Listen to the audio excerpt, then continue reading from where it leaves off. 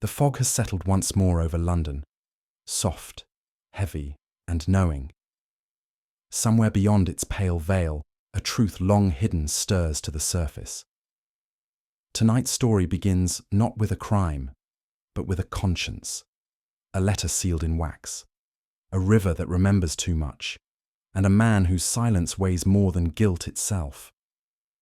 You'll hear footsteps echo through Westminster's narrow streets, see the flicker of a single candle in a politician's study, and feel the chill of moral reckoning that even Sherlock Holmes cannot entirely escape. Before we begin, tell me, where in the world are you listening from this evening, and what hour of night keeps you company? Now, settle in. The air is damp, the lamps are dim, and somewhere between truth and mercy. The fog begins to lift.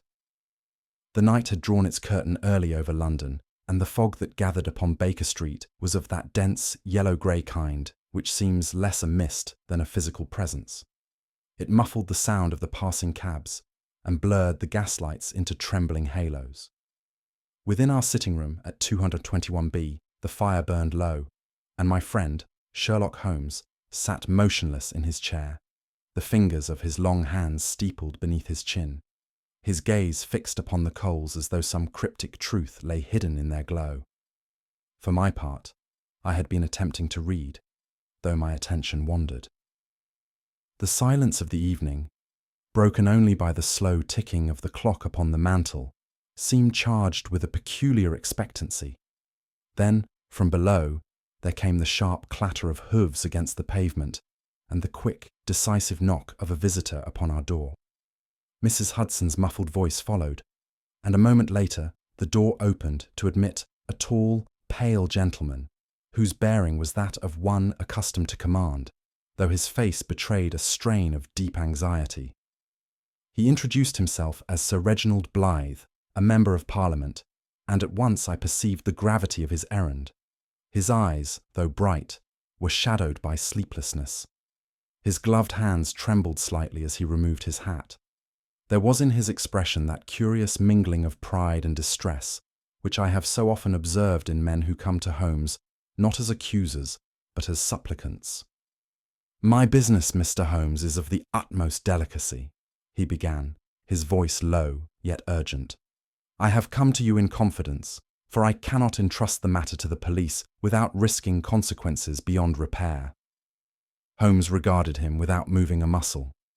"Pray be seated, Sir Reginald," he said at last. "And if the case concerns discretion rather than legality, I dare say you are in the right place." Our visitor sat, drawing a deep breath as though steadying himself. His composure was that of a man who had held his dignity through a long ordeal, yet was now nearing its limit. I could not but feel a pang of sympathy for him as he cast his eyes upon Holmes's calm, penetrating face, searching, there for judgment and finding none. "It concerns," he said, "a letter, a single letter, which has disappeared from my private study at Westminster." He paused, glancing from Holmes to me as though fearing the echo of his own words. "It was written in confidence by a foreign ambassador and entrusted to my keeping. Its contents, if made public, could imperil both our government and the honour of more than one family whose names stand high in the realm." Holmes inclined his head slightly. "And you fear that it has been stolen? Not misplaced?" "There is no room for doubt," Sir Reginald replied. "The lock of my bureau had been forced, and certain papers disturbed, though nothing else was taken. I have reason to believe the thief intended to use the letter for purposes of blackmail, or worse." The fog pressed heavily against the panes, as though London itself were listening. In the flicker of the firelight, I saw Holmes's eyes narrow. His mind, that extraordinary instrument, was already at work. Holmes rose and approached the window, his lean figure drawn against the dim glow of the street lamps outside. "You speak with conviction, Sir Reginald," said he. "Yet conviction often conceals fear, and fear, as I have observed, is sometimes less of discovery than of conscience. Tell me, was there any other motive by which the letter might have been sought?" Sir Reginald stiffened. "You imply, sir, that I imply nothing," Holmes interrupted, his tone as smooth as glass. "I merely suggest that where men wield influence, they also attract resentment. And resentment has a curious way of finding its path through personal papers." The statesman's composure faltered for the first time. "There are political enemies," he murmured, "and perhaps one or two personal ones." His eyes fell to the carpet, and I fancied that beneath his outward control, some inward struggle was being waged.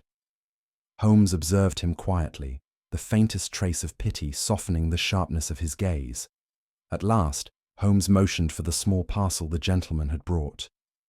"You mentioned receiving an anonymous message this morning." Sir Reginald handed him an envelope, already opened, bearing neither signature nor address. Holmes turned it over delicately, then raised it to his nostrils. "Interesting," he murmured. "A faint aroma. Turkish tobacco mingled with something less common. Charred paper, perhaps?" He held it to the light, studying its edges. "And the ash, fine, white, flake-like. The remnant of sealing wax, red. Very fine quality, likely continental manufacture. A clue in itself." The visitor watched him in bewilderment. "You can tell so much from a speck of ash."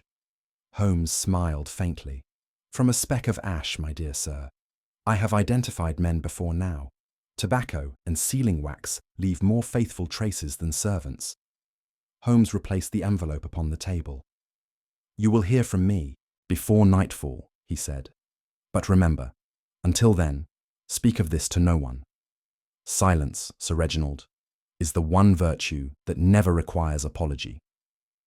The gentleman rose, visibly relieved, though the weight of his predicament had not lifted. He thanked Holmes gravely and took his leave. We heard his carriage wheels vanish into the mist below, swallowed at once by the city's great brooding silence. Holmes stood at the window, his profile outlined against the faint light of dawn breaking through the fog. "Watson," he said softly, "there are nights when London itself conspires to conceal truth. The fog hides more than footsteps tonight. It hides intentions." And as he spoke, I felt again that peculiar thrill which always marked the beginning of one of Holmes's most curious cases.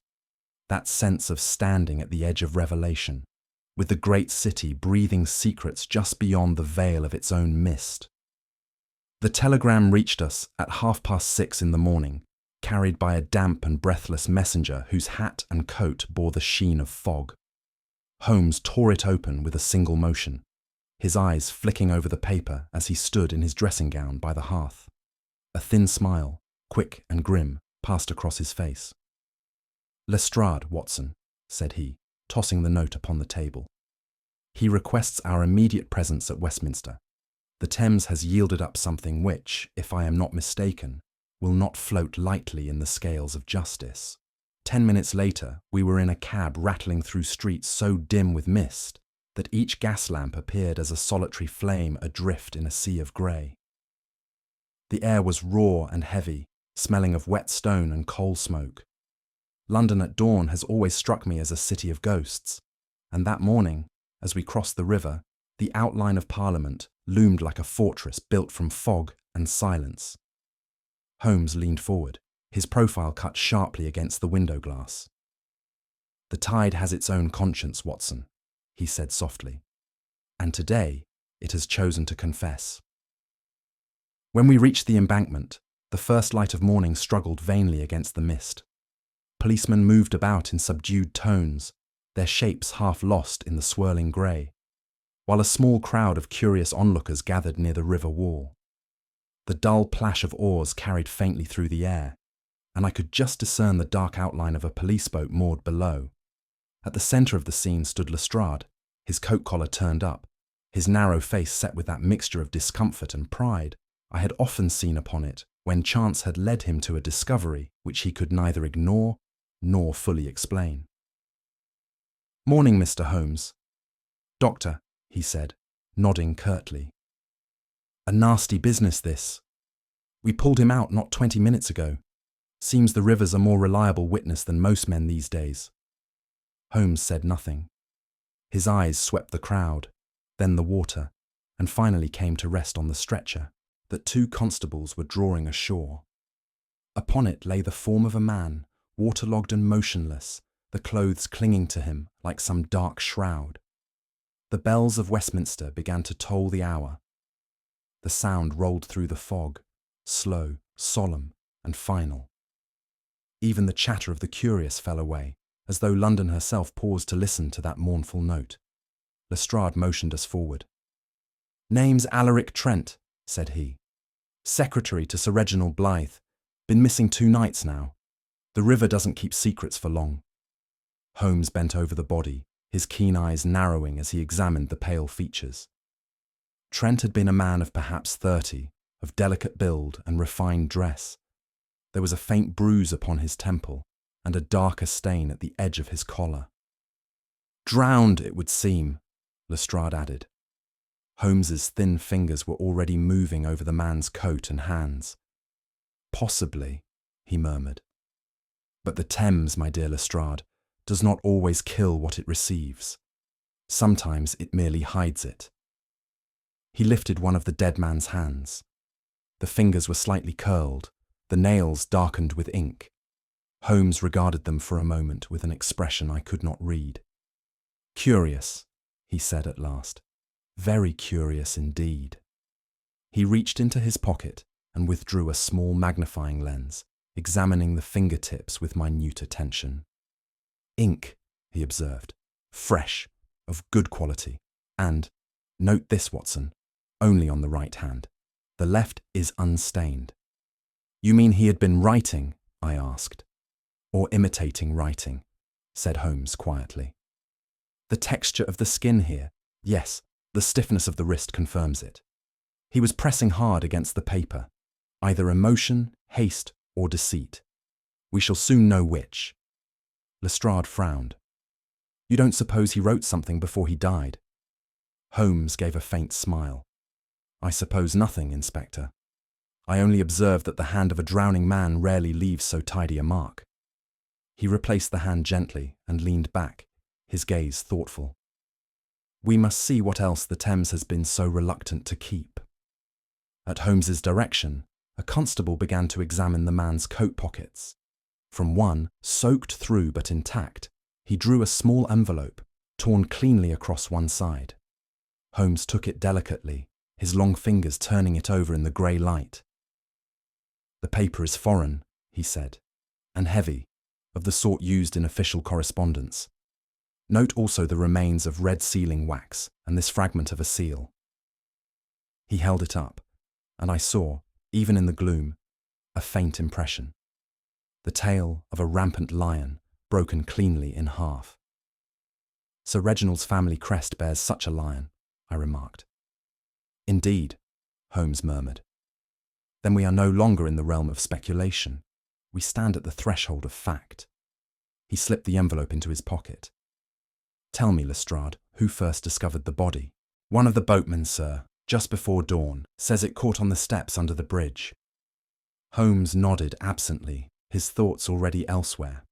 As we prepared to depart, the river wind shifted, carrying with it the sour scent of mud and iron. Holmes stopped suddenly at the top of the embankment steps and stooped low, his eyes intent upon the damp stone.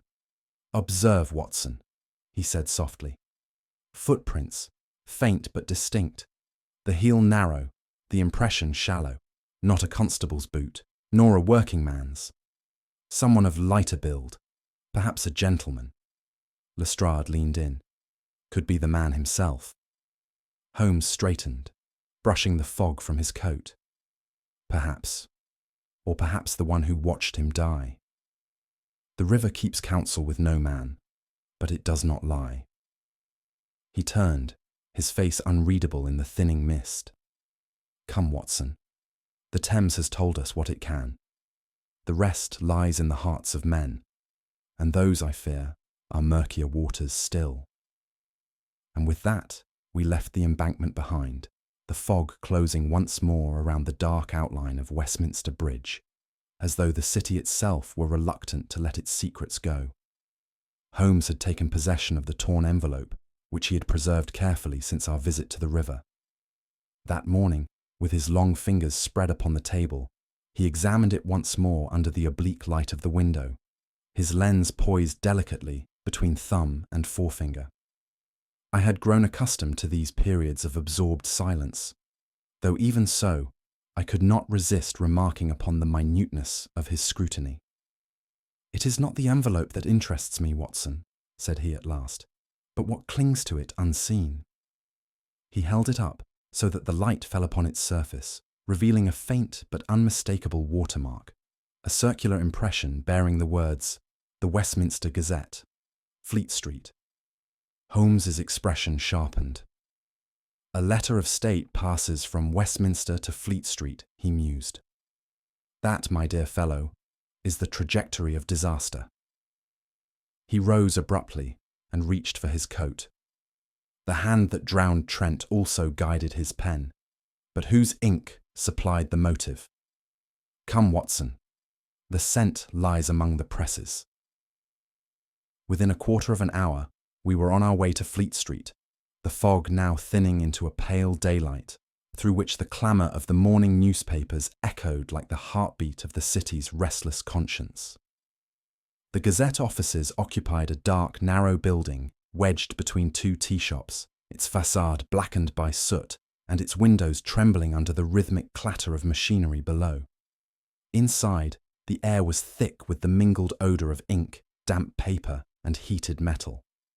We were shown to an upper room by a clerk whose nervous manner seemed out of keeping with so modest an errand. Seated behind a desk strewn with proofs and correspondence was Miss Evelyn Marsh. She rose as we entered, tall and composed, her dark hair drawn back with precision and her clear grey eyes meeting ours with unflinching directness.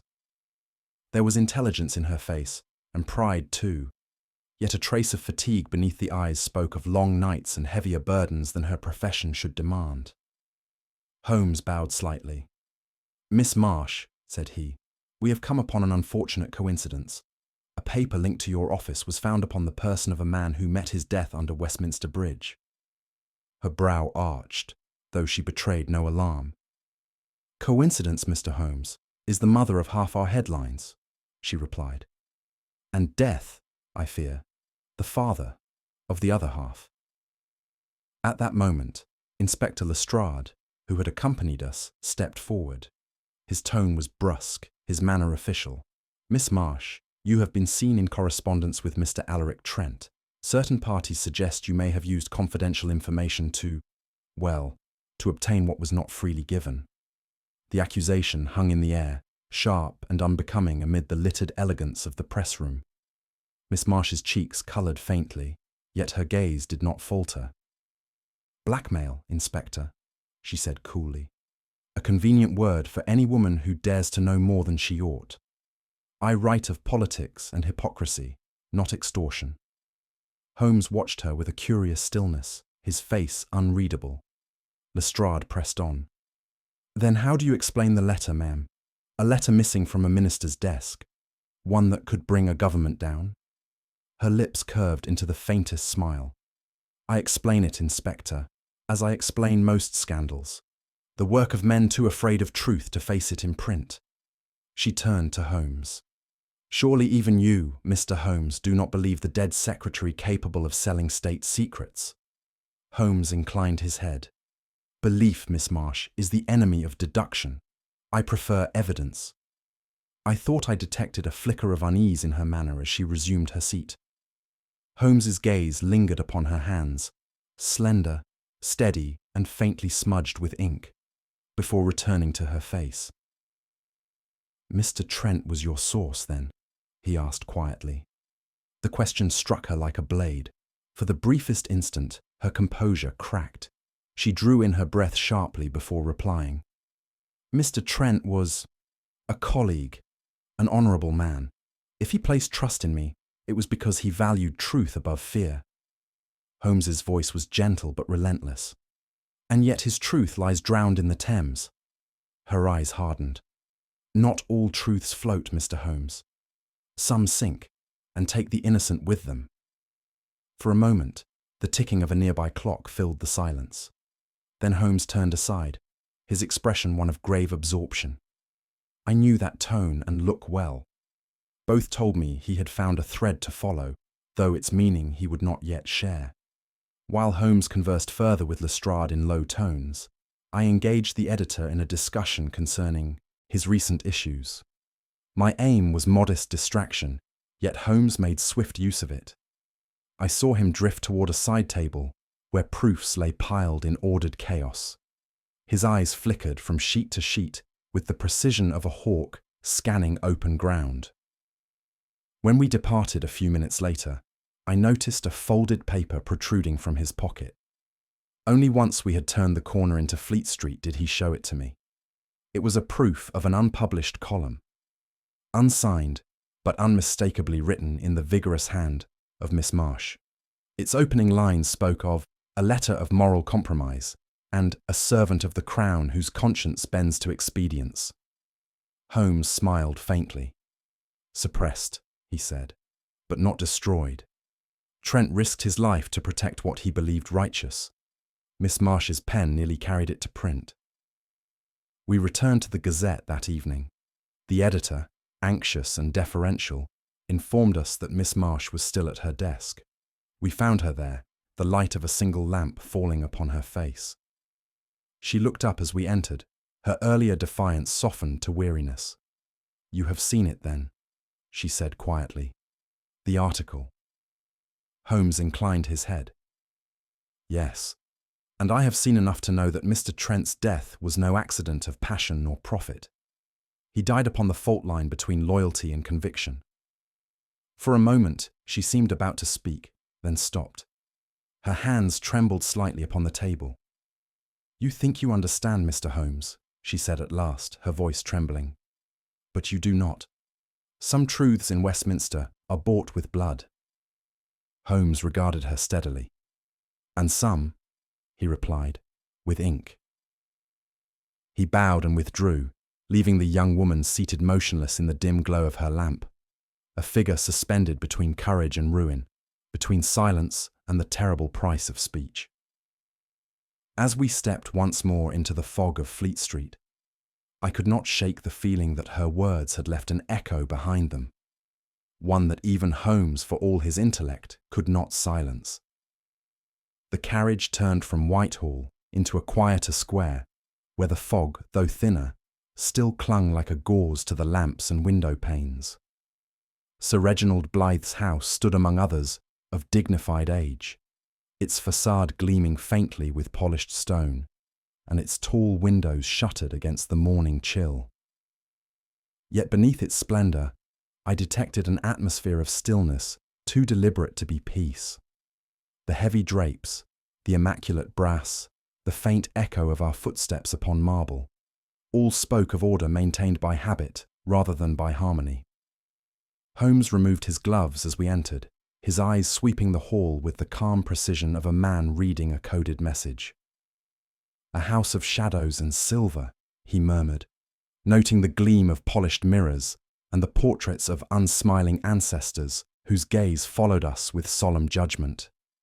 "The sort of place where truth walks in, soft slippers, Watson." Before I could inquire further, the sound of hesitant footsteps approached. A young man, pale and finely dressed, came forward, his features a softer echo of Sir Reginald's own. Edward Blythe greeted us with courteous reserve. His words were measured, yet there was a brittleness in his tone that betrayed the strain beneath. He led us into a drawing-room where the air was thick with the scent of old books and the faint residue of extinguished candles. "My father will join you shortly," he said, gesturing toward the hearth. "He regrets the necessity of troubling Mr. Holmes at such an hour." Holmes inclined his head. "Necessity, Mr. Blythe, is the mother of truth, though she seldom receives thanks for her offspring." The young man's lips twitched in what might have been a smile, though it vanished at once. His hands, which he clasped and unclasped nervously, were stained faintly with ink. I followed Holmes's gaze as it lingered upon them, then upon the locked door to the adjoining study. Edward noticed the glance and coloured slightly. "My father keeps his papers secure," he said with an effort at levity. "He is cautious by nature. Holmes's only reply was a courteous nod, though I caught the faintest flicker of interest in his grey eyes. As we waited, Holmes's attention turned to the room itself. His gaze drifted across the polished furniture, the heavy curtains, and the gleaming decanter upon the sideboard. Only one glass stood beside it, bearing the ring of dried liquor upon its rim. "Curious," he murmured, "how silence may tell its tale even in company long departed." I followed his line of sight and saw it, the faintest mark upon the rug near the hearth, as if a chair had been abruptly moved. Holmes stooped, studying the fibres with the air of a man reading a signature. "An argument interrupted," he said softly. "Two men, one seated, the other standing. A decanter poured but not shared. And here," he indicated the mantelpiece, "a single glass placed apart, untouched, since." I could not help but feel a chill despite the fire. Then the quarrel was between Sir Reginald and his son. Holmes did not answer, for at that moment the door opened and Sir Reginald Blythe entered, calm, dignified, and inscrutable. The elder Blythe greeted us with a composure that seemed to cost him an effort. "Mr. Holmes, Doctor," he said, "you will forgive any disturbance in the household. My nerves, I fear, are not what they were." Holmes smiled faintly. "Few men's are, Sir Reginald, when the air they breathe has been stirred by mischief." We conversed briefly upon trivial matters, the weather, the demands of Parliament, yet beneath each exchange ran a tension as taut as a violin string. Holmes's gaze wandered toward a bureau in the corner, its brass lock gleaming faintly in the half-light. "You have an admirable piece there," he remarked, with studied casualness. "The grain of the wood suggests it has been handled recently." Sir Reginald stiffened. "It contains private correspondence." "Of course," said Holmes smoothly, "though one might imagine its lock has been recently tested. The scratches near the keyhole are fresh, and, the faint aroma of sealing wax, of the kind used for official letters." Sir Reginald's composure wavered for an instant. "You are observant, Mr. Holmes." "It is my profession, Sir Reginald," Holmes replied quietly. As we spoke, Edward re-entered the room to fetch a document his father had requested. He stooped to retrieve a loose paper from the floor, and in doing so, Holmes's gaze fell upon his cuff. I saw it too, a minuscule speck of red sealing wax clinging to the fabric, catching the light like a drop of blood turned to crystal.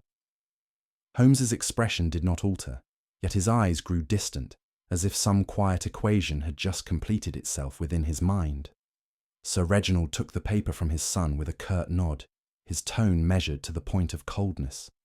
The silence that followed was of that peculiar kind which feels louder than speech. "I trust you will find what you seek, Mr. Holmes," the elder Blythe said at last. Holmes inclined his head. "I rarely fail to, Sir Reginald, though what I find is not always what men wish to see."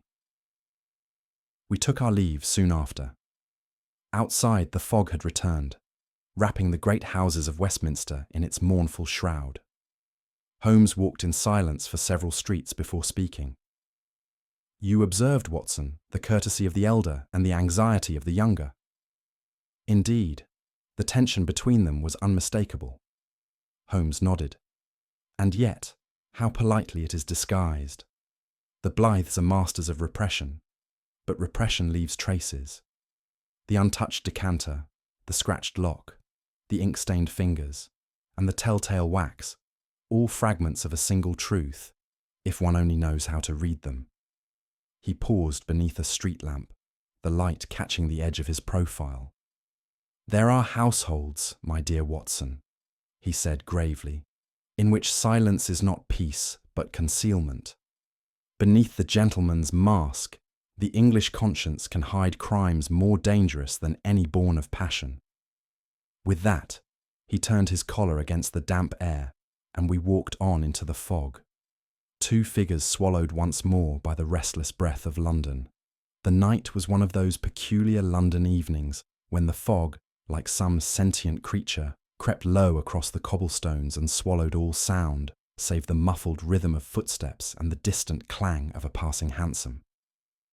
Holmes and I moved swiftly, keeping to the shadows. Ahead of us, barely discernible through the mist, strode the figure of Edward Blythe. His gait was nervous, uneven. From time to time he glanced behind him, though the thick veil of vapour hid us well enough. He walks as a man pursued by his conscience rather than by his enemies. Holmes murmured softly. His breath hung in the air like smoke. Observe, Watson. The head turns, the hand strays to the coat pocket, the pace quickens. He is burdened by something unseen, and tonight he seeks to lay it down. We followed him across Westminster Bridge and into the darker tangle of streets beyond. The glow of gas lamps grew dimmer as we descended into alleys where the fog pooled in stagnant drifts. Edward's form became little more than a grey blur moving before us. Twice he hesitated, once at a crossroads, as though uncertain whether to advance or retreat, and each time Holmes's hand restrained me with the gentlest touch. "Patience," he whispered. "Truth walks more surely when one lets it think itself alone." At last, Edward turned sharply into a narrow passage behind Fleet Street, a place of old brick and damp walls where the refuse of the day lingered in the gutters. There, near a rusted gate, stood a man holding a lantern whose flame was muffled by a cloth.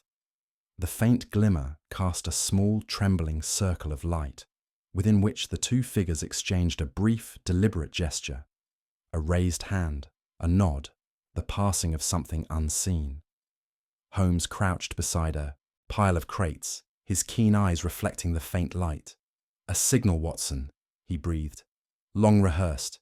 See how carefully it is done. Not the furtive twitch of a criminal, but the precision of one who acts from conviction." "Conviction?" I repeated. He inclined his head slightly. "Yes. The step of a guilty man betrays fear. That of a fanatic betrays purpose. Blythe is no thief in the common sense." The two men spoke in tones too low for us to hear. The lantern-bearer gestured toward a door at the alley's end, then vanished into the deeper fog. Edward remained a moment longer, his hand pressed against his breast as though steadying his heart, before he passed through the door and disappeared within. Holmes motioned for silence and led me to a vantage point beside a stack of wooden barrels. Through the cracked window before us, we could just discern a faint red glow, like that of smouldering embers. The sound of gears turning reached our ears, a slow, rhythmic thrum that pulsed through the still air. "It is a press," Holmes murmured, "and an active one. Observe the care with which the windows are shrouded. Not a trace of light escapes, but through that single crack." The smell of hot metal and ink drifted out each time the door opened. Within, dim figures moved about the machinery, their sleeves rolled and faces half hidden beneath the shifting lamplight. Edward Blythe stood near the central table, speaking in earnest to a thin, gaunt man, whose eyes burned with a light both feverish and cold. Holmes's hand rested lightly on my arm. "We are close, Watson," he said in a voice low and grave. "The ghosts of Westminster's respectability walk in Fleet Street's shadow tonight." Through the narrow gap, we caught glimpses of printed sheets, crude, untrimmed, and covered in large black type. Holmes drew a fragment nearer to the crack and read a few words aloud in a whisper. "The people demand account of those who profit by the nation's silence." He let the paper fall back, his expression unreadable. "Pamphlets," I said softly. "Seditious material." "Not merely seditious," Holmes replied. "It is a creed in ink.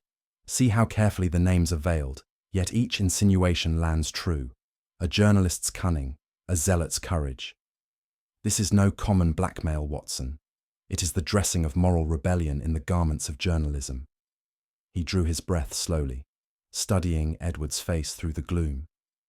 "There," he whispered, "is the tragedy. The son who condemns his father not out of malice but from misplaced honour. Such men are the sharpest tools in the hands of those who forge revolutions." The gaunt man turned his head, and even at that distance I caught the glint of a scar running from his temple to his jaw. His frame was spare, his face pale beneath the grime, yet there was an air of command about him that held the room in stillness. Edward spoke in hushed, urgent tones. The other man listened without expression, then replied briefly, pointing toward a pile of manuscripts. Holmes's eyes narrowed. The scarred man, note his bearing. He does not work the press himself, nor stain his fingers with ink. A leader, Watson, not a labourer. I have seen his like before, the kind who preach equality while commanding obedience. Then Blythe is in danger. In moral danger first, Holmes said quietly. Physical danger is the sequel to it. This man does not forgive dissent, even from his disciples. The exchange ended. Edward placed something, perhaps a folded letter, upon the table. The scarred man nodded once, and Edward turned away. His shoulders bowed as though under a weight invisible, but crushing. We waited until Edward had gone. Then Holmes, silent as a cat, slipped to the door. Inside, the air was warm with the smell of oil and paper. The press still clanked steadily, though its operators had retired to a rear chamber. On the floor near the table lay a torn proof, crumpled and damp with ink. Holmes smoothed it out beneath the faint lantern light and read its first lines.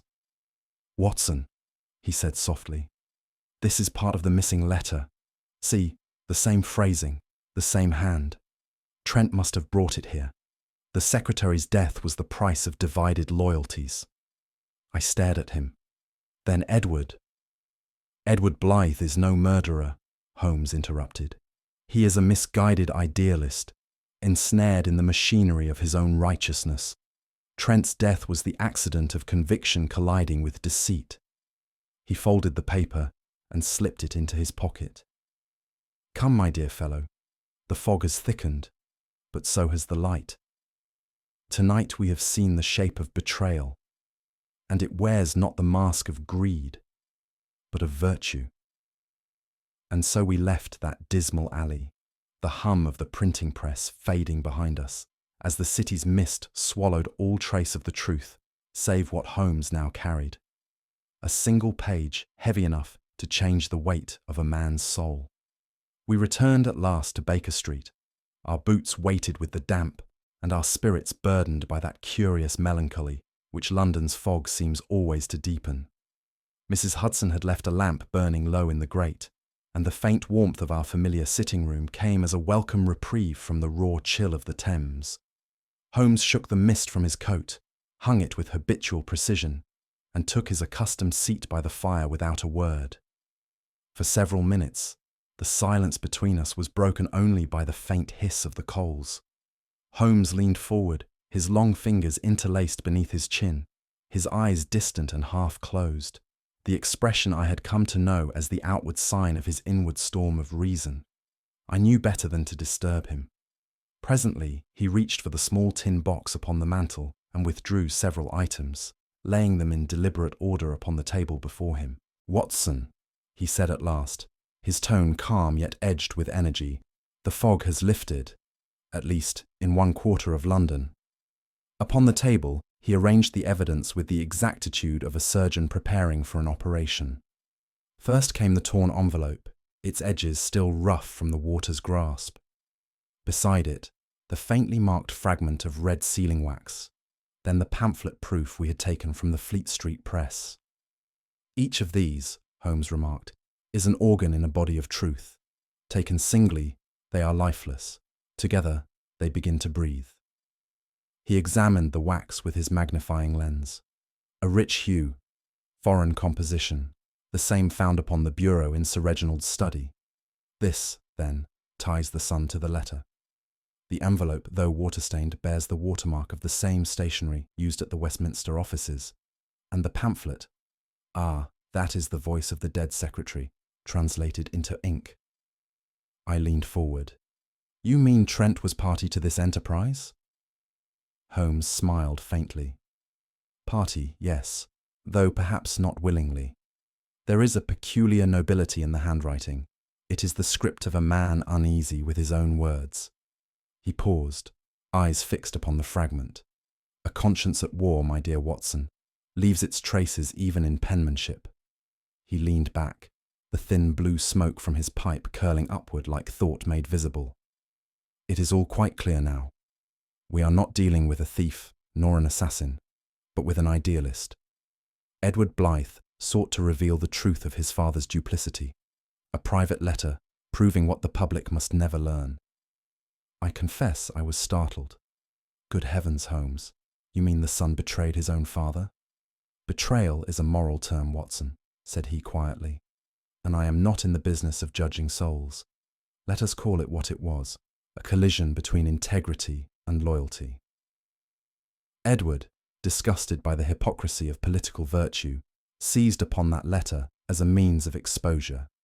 Yet he lacked the temperament of the revolutionary. His courage went no further than the act itself. He drew deeply upon his pipe. It was conscience, not ambition, that guided him. A conscience sharpened by youth and dulled by love. It is a dangerous instrument, Watson, when wielded without the tempering of wisdom. Holmes's tone carried no censure, only a weary admiration for the human frailties he knew so well. Holmes rose and stood by the window, his silhouette dark against the lamplight. Trent, he continued, was the pivot of it all. The one man who knew both father and son, and who believed himself clever enough to profit from their discord. He sought to dissuade Edward from his rash act, or failing that, to use it for his own advantage. The meeting by the river was arranged in secrecy. Tempers flared, words were spoken, and Trent, poor fool, overreached his cunning. Then you believe his death accidental? I asked. Holmes nodded. Entirely. A struggle near the embankment. Trent, perhaps grasping at the letter, lost his footing. The tide did the rest. Edward, horrified, fled, leaving conscience and evidence behind. No knife, no wound, no malice. Merely the terrible arithmetic of circumstance. He turned from the window, his expression unreadable. London breeds such tragedies in silence, Watson. 1,000 lives meet by chance, collide, and vanish beneath the same indifferent fog. The river keeps their confessions well. The fire had burned low when Holmes resumed his seat. For a time we sat without speaking, each occupied with his own reflections. At last, I said quietly, "It is a sad thing, Holmes, to see honour twist itself into secrecy, and truth drowned by the very hand that sought to lift it." Holmes regarded me with that half-smile of weary comprehension I had often seen upon his face after a case well solved but poorly won. "My dear Watson," he said, "the world is not divided between villains and the virtuous. Betrayal is rarely the work of evil men. More often it is the misstep of those who once pursued the truth too far. The fog outside is honest enough. It hides nothing but itself. It is the fog within the human breast that blinds us most." He tapped the ash from his pipe and rose, stretching his long frame. "Come, Watson. The dawn will find the river the same as ever, and London, as always, none the wiser." And so it was that another of Holmes's mysteries ended, not with triumph, but with quiet understanding, the kind that left one humbled before the strange, sad geometry of human motive. The note reached us shortly after dusk, a single line in a firm, deliberate hand.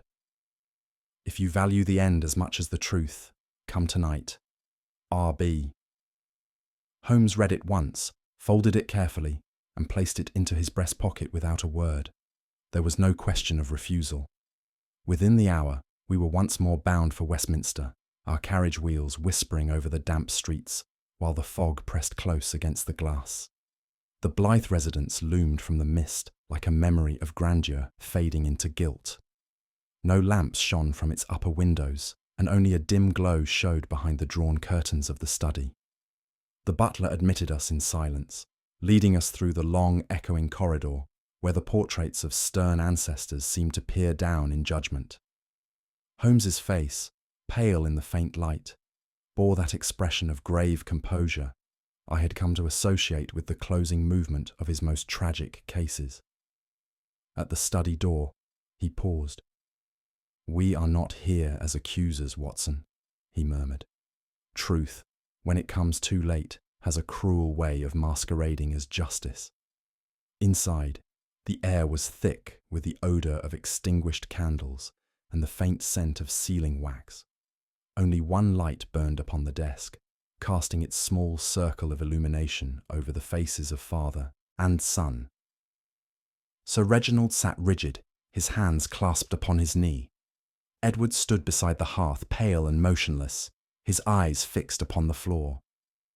Between them stretched a silence that seemed not born of anger, but of exhaustion. Holmes moved forward, the faint rustle of his coat the only sound in that oppressive stillness.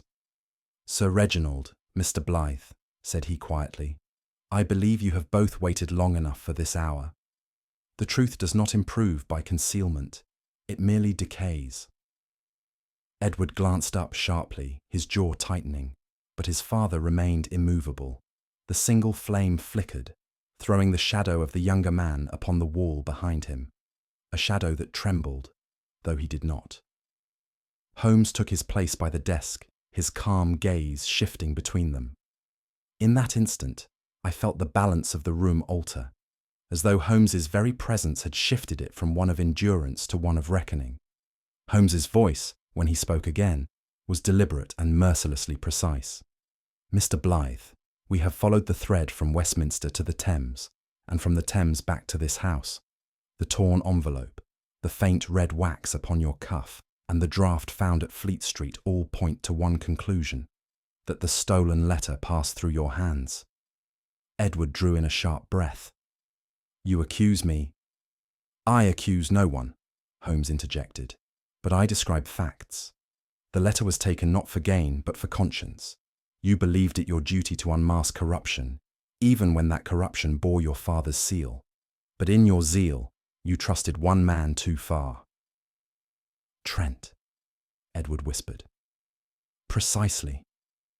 Trent, who thought himself clever enough to profit from your idealism. You met him by the river, intending to recover what he threatened to expose. There was a struggle, brief, desperate, and then the water closed over him. Not murder in the vulgar sense, but an accident born of passions too noble to name and too dangerous to guide." Each word fell like the measured stroke of a surgeon's knife, cutting deeper until denial was useless. Edward's composure crumbled at last.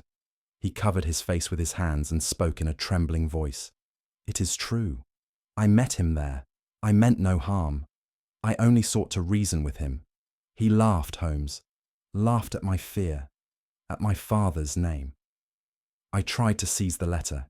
He resisted, and in the struggle, he fell.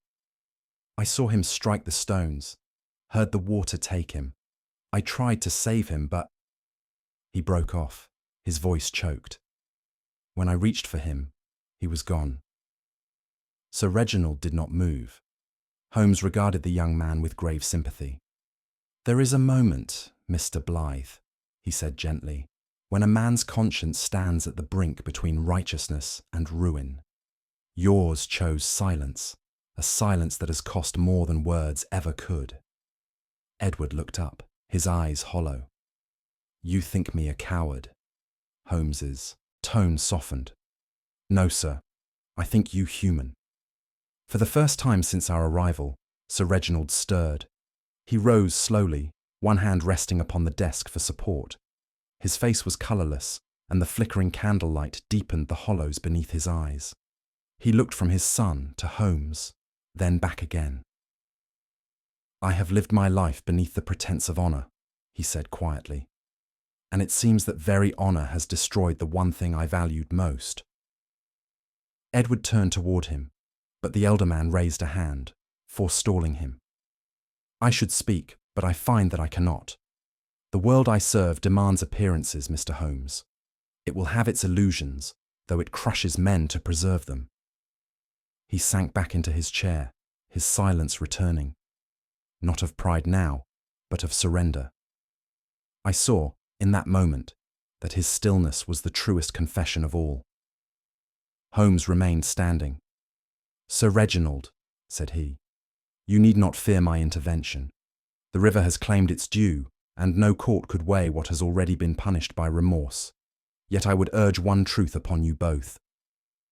He looked between father and son, his voice low but commanding. "The crime lies not in the violence by the Thames, but in the cowardice that followed it, the choice to let silence serve as shield. You have hidden behind it long enough. Let it end here." For a long moment neither spoke.